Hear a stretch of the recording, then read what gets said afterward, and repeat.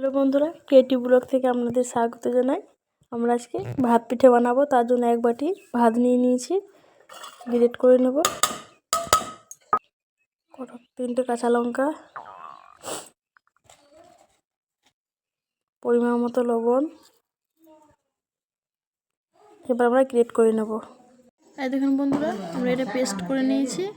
আমরা পেস্ট করার সময় একটুকু জল আর তেল দিয়ে দিয়েছিলাম। এবার এটা আমরা মিক্স করে নেব। লবণ দিয়েছিলাম, আর একটুকু দিয়ে দেবো, আর আটাটা দিয়ে দেবো। ভালো করে মিক্স করে নেব। এই দেখেন ভালোভাবে মাখা হয়ে যাচ্ছে। এই দেখেন আমাদের সানা হয়ে গেছে, ডো তৈরি করে দিয়েছি।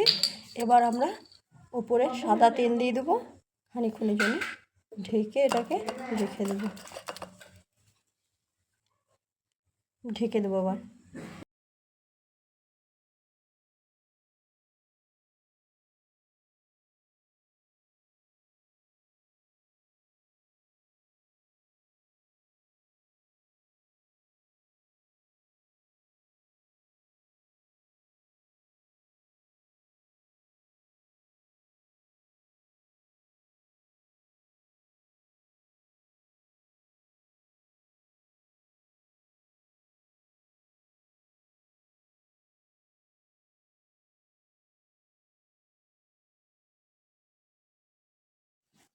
এই দেখুন বন্ধুরা, আমরা আস্তে আস্তে এটা বেলে নিয়েছি।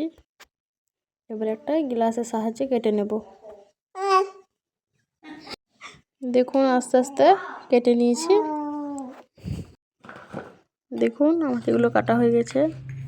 এই দেখুন আমাদের মনুও কাটছে। পিঠেটা কত সুন্দর কেটেছে, দেখুন খুব সুন্দর হয়েছে মনুর পিঠেটা। দেখুন আমাদের সব বেলে নিয়ে কাটা। তাও চাপিয়ে দিয়েছি। এই দেখেন এবার আমরা একটা একটা করে ছোট্ট ছোট্ট লুচি মতো সাইজে এগুলো আমরা দিয়ে দিচ্ছি। এগুলোকে আমরা সেঁকে নেব ভালো করে।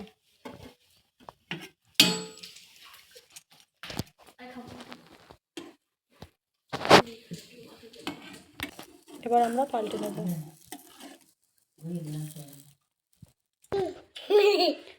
এই দেখেন আমাদের ছোট্ট ছোট্ট পুরিগুলো কি সুন্দরভাবে ফুলে গেছে।